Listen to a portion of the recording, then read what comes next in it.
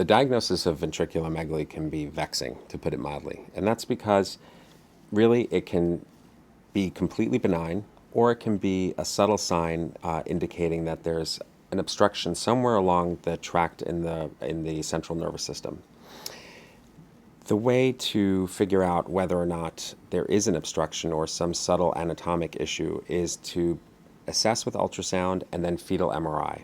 Fetal MRI is going to give you excellent resolution of the very hard to see areas of the brain that we sometimes can't assess as well by ultrasound, and hopefully will give us as much information as possible.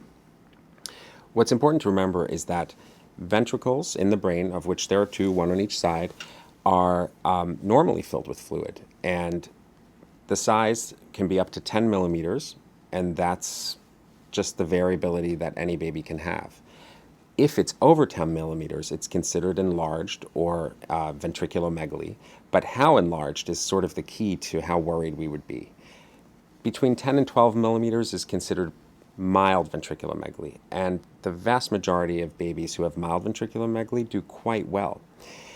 The things that we will recommend to make sure that there's nothing abnormal going on is an amniocentesis, which checks to see if you have any genetic issues with this fetus. Not everybody who has ventriculomegaly needs a amniocentesis, but it's certainly something we'll put on the table and talk about.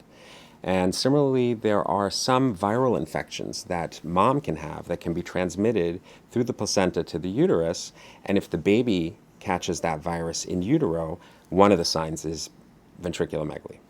And so we can easily test mom's blood, or if we do an amniocentesis, we can check in the amniotic fluid to see if there is any presence of that virus.